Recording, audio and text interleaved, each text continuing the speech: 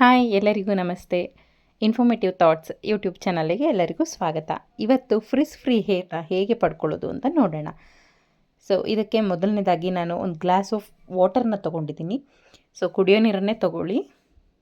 ಮೊದಲನೇದಾಗಿ stove on ಮಾಡಿ ಇದಕ್ಕೆ ಒಂದು ಗ್ಲಾಸ್ ನೀರನ್ನು ಹಾಕ್ಕೊಳ್ತಾ ಇದ್ದೀನಿ. ಸೊ ನೀರು ಹಾಕ್ಕೊಂಡ್ಮೇಲೆ ಇದಕ್ಕೆ ನಾನು 5ರಿಂದ 6 ಹೈಬಿಸ್ಕಸ್ ಲೀಫ್, ದಾಸವಾಳದ ಎಲೆಗಳಂತ ಏನು ಹೇಳ್ತಾರೆ ಅದನ್ನು ಹಾಕ್ಕೊಂಡಿದ್ದೀನಿ. ನೀವು ಹೂವು ಕೂಡ ಹಾಕ್ಕೋಬೋದು. ಸೊ ಇದರಿಂದ ತುಂಬಾ ಹೆಲ್ತ್ ಬೆನಿಫಿಟ್ಸ್ ಇದೆ ಹೇರಿಗೆ. ಸೊ ಹಾಗಾಗಿ ಮತ್ತು ಇದಕ್ಕೆ 2 ಸ್ಪೂನ್ ಆಗುವಷ್ಟು ಫ್ಲ್ಯಾಕ್ಸ್ ಸೀಡ್ಸ್, ಅಗಸೆ ಬೀಜ ಅಂತ ಏನು ಹೇಳ್ತಾರೆ ಅದನ್ನು ಹಾಕ್ತಾಯಿದ್ದೀನಿ. ಸೊ ಇದರಿಂದ ಏನೇನೆಲ್ಲ ಬೆನಿಫಿಟ್ಸ್ ಇದೆ ನಮ್ಮ ಹೇರ್ಸಿಗೆ ಅಂತ ಹೇಳಿ ಸೈಡ್ನಲ್ಲಿ ಪಿಕ್ಚರ್ಸ್ ಆ್ಯಡ್ ಮಾಡಿದ್ದೀನಿ, ನೀವು ಚೆಕ್ ಮಾಡ್ಬೋದು. ನಂತರ 2 ಸ್ಪೂನಷ್ಟು ಅಕ್ಕಿಯನ್ನು ಹಾಕ್ಕೊಳ್ತಾ ಇದ್ದೀನಿ. ಸೊ ನೀವು ಕೇಳಿರ್ಬೋದು, ರೈಸ್ ವಾಟರ್ ಸ್ಪ್ರೇ ಕೂಡ ಮಾಡ್ಕೊಳ್ತಿರ್ತಾರೆ ತಲೆಗೆಲ್ಲ. ಸೊ ತುಂಬಾ ಒಳ್ಳೆಯದು. ಜೊತೆಗೆ ಹಿಂದಿನ ಟೆಕ್ನಿಕ್ ಅಂತಲೇ ಹೇಳ್ಬೋದು, ಮೆಂತ್ಯ ಕಾಳು. ಸೊ ಇದು ತುಂಬಾ ನರಿಷ್ಮೆಂಟ್ ಕೊಡುತ್ತೆ ನಿಮ್ಮ ಹೇರಿಗೆ. ಸೊ ಇದನ್ನು 1 ಸ್ಪೂನ್ ಹಾಕ್ಕೊಂಡಿದ್ದೀನಿ. ಚೆನ್ನಾಗಿ ಮಿಕ್ಸ್ ಮಾಡ್ಕೊಳ್ಳೋಣ ಈಗ. ಸೊ ಚೆನ್ನಾಗಿ ಮಿಕ್ಸ್ ಮಾಡಿದ ನಂತರ ಸೊ ಇದು 7ರಿಂದ 8 ನಿಮಿಷ, 10 ನಿಮಿಷ ಅಂತಲೇ ಇಟ್ಕೊಳ್ಳೋಣ. ಒಂದು 10 ನಿಮಿಷ ಸಿಮ್ನಲ್ಲಿ, ಯಾವುದೇ ಕಾರಣಕ್ಕೂ ಹೈ ಫ್ಲೇಮ್ನಲ್ಲಿ ಇಡ್ಲಿಕ್ಕೆ ಹೋಗಬೇಡಿ.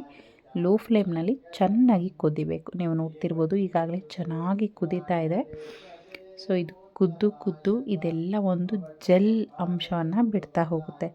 ಸೊ ಇಲ್ಲಿ ಮೆಂತ್ಯ, ಅಕ್ಕಿ, ಹಾಗೇ ಫ್ಲ್ಯಾಕ್ಸ್ ಸೀಡ್ಸ್ ಇದೆಲ್ಲವೂ ಕೂಡ ಒಂದು ಅಂಟಿನ ಅಂಶ ಇರುವಂಥದ್ದು ಎಲ್ಲವೂ. ಸೊ ಮೇಯ್ನಾಗಿ ಇದು ಮೇನ್ ಇಂಗ್ರೀಡಿಯೆಂಟ್ ಬಂದು ಫ್ಲ್ಯಾಕ್ಸ್ ಸೀಡ್ಸ್. ಸೊ ಇದು ಕೂಡ ಒಂದು ಜೆಲ್ ರೀತಿಯಲ್ಲಿ ಕನ್ವರ್ಟ್ ಆಗ್ತಾ ಹೋಗುತ್ತೆ. ಸೊ ಈ 1 ಲೋಟ ನೀರು ನಿಮಗೆ ಆಲ್ಮೋಸ್ಟ್ ಒಂದು ಅರ್ಧ ಲೋಟಕ್ಕೆ ಬರೋ ತನಕ ಚೆನ್ನಾಗಿ ಬಾಯ್ಲ್ ಮಾಡ್ಕೊಳ್ಳಿ. ಸೊ ಇದರಲ್ಲಿ ಇದು ಜೆಲ್ಲಾಗಿ ಕನ್ವರ್ಟ್ ಆದ ನಂತರ ನೀವು ಇದನ್ನು ಫಿಲ್ಟರ್ ಮಾಡ್ಕೋಬೇಕಾಗತ್ತೆ. ಸೊ ಇದು ತುಂಬಾ ಒಳ್ಳೆಯದು. ಸೊ ತುಂಬ ಬೇರೆದೆಲ್ಲ ಟ್ರೈ ಮಾಡ್ತಾ ಇರ್ತಾರೆ ಮಾರ್ಕೆಟಲ್ಲಿ ಸಿಗೋದನ್ನು, ಆದರೆ ಈ ರೀತಿ ಮನೆಯಲ್ಲೇ ಮಾಡೋದ್ರಿಂದ ಸೊ ನಮ್ಮ ಆರೋಗ್ಯಕ್ಕೆ ಕೂಡ ಒಳ್ಳೆಯದು. ಸೊ ಇದು ನನಗಂತೂ ಪ್ರೆಗ್ನೆನ್ಸಿ ಆದಮೇಲೆ ಹಾಗೆ ಡೆಲಿವರಿ ಆದಮೇಲೆ 80% ಹೇರ್ ಲಾಸ್ನ ಕಮ್ಮಿ ಮಾಡಿದೆ. ನೋಡಿ ಈಗ ಇದು ಆಲ್ಮೋಸ್ಟ್ ಈಗ ಜೆಲ್ಲಾಗಿ ಕನ್ವರ್ಟ್ ಆಗಿದೆ. ನಾನು ತೋರಿಸ್ತಾ ಇದ್ದೀನಿ ನಿಮಗೆ, ಈ ರೀತಿ ಅಂಟು ಬರುತ್ತೆ. ಸೊ ಈ ಸ್ಟೇಜ್ನಲ್ಲಿ ನೀವು ಆಫ್ ಮಾಡ್ಕೊಳ್ಳಿ. ಸೊ ಇದು ಫ್ಲೋಯಿಂಗ್ ಕನ್ಸಿಸ್ಟೆನ್ಸಿಲಿದ್ರೇ ಬೆಟರು.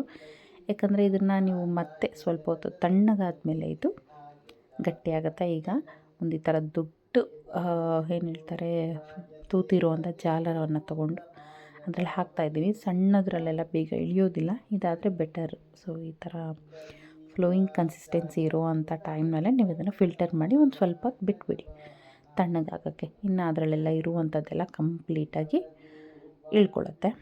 ಸೊ ಇದು ಚೆನ್ನಾಗಿ ಇಳಿದ ಮೇಲೆ ಇದಕ್ಕೆ ನೀವು ಬೇಕಿದ್ದರೆ 1 ಸ್ಪೂನು ಹರಳೆಣ್ಣೆ ಅಥವಾ ತೆಂಗಿನೆಣ್ಣೆ, ನೀವು ತಲೆಗೆ ಯಾವ್ದು ಯೂಸ್ ಮಾಡ್ತಿರಲ್ಲ ಅದನ್ನು 1 ಸ್ಪೂನ್ ಹಾಕಿ ಮಿಕ್ಸ್ ಮಾಡಿ ಪೂರ ತಣ್ಣಗಾದ್ಮೇಲೆ ತಲೆಗೆ ಹಚ್ಕೋಬೇಕಾಗತ್ತೆ. ನೋಡಿ ಈಗ ಅರ್ಧ ಹಾರಿದೆ ನಾನು ತೋರಿಸ್ತಿರುವಾಗ, ನೋಡಿ ಎಷ್ಟು ಗಟ್ಟಿ ಆಗ್ತಾ ಇದೆ ಅಂತ ಅಂದ್ಬಿಟ್ಟು.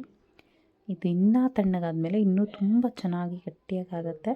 ಸೊ ಇದನ್ನು ಹಚ್ಚಿ ತಲೆಗೆ ಹೇರ್ ಪ್ಯಾಕ್ ಥರ 1 ಗಂಟೆ ಬಿಡಬೇಕಾಗತ್ತೆ. 1 ಗಂಟೆ ಬಿಟ್ಟ ನಂತರ ಅಷ್ಟೇ ನೀವು ತಲೆಗೆ ಸ್ನಾನ ಮಾಡಬೇಕಾಗತ್ತೆ.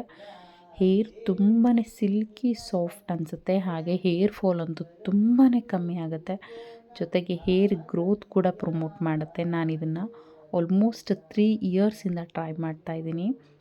ತುಂಬ ಒಳ್ಳೆ ರೆಮಿಡಿ ಹೇರ್ ಫಾಲ್ ಯಾರಿಗೆಲ್ಲ ಆಗ್ತಿದೆ ಅವರಿಗೆ. ದಯವಿಟ್ಟು ಒಂದ್ಸರಿ ನಿಮ್ಮ ಮನೆಯಲ್ಲಿ ಟ್ರೈ ಮಾಡಿ.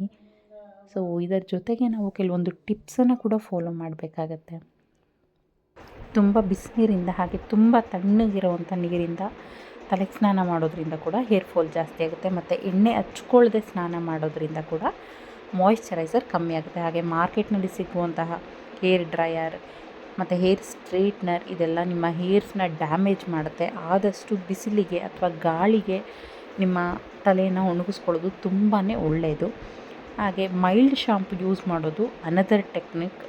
ಸೊ ಹೇರ್ನ, ನಮ್ಮ ಕೂದಲನ್ನು ಕಾಪಾಡ್ಕೊಳ್ಳೋಕ್ಕೆ. ಸೊ ಇದಾಗಿತ್ತು ಇವತ್ತಿನ ವಿಡಿಯೋ. Thanks for watching. ಯಾರೆಲ್ಲ ನೋಡ್ತಿದ್ದೀರಾ ಸಬ್ಸ್ಕ್ರೈಬ್ ಮಾಡಿ, ಕಮೆಂಟ್ ಮಾಡಿ, ಹಾಗೆ ಲೈಕ್ ಶೇರ್ ಮಾಡಿ ಅಂತ ಕೇಳ್ಕೊತೀನಿ. Thank you. ಬಾಯ್.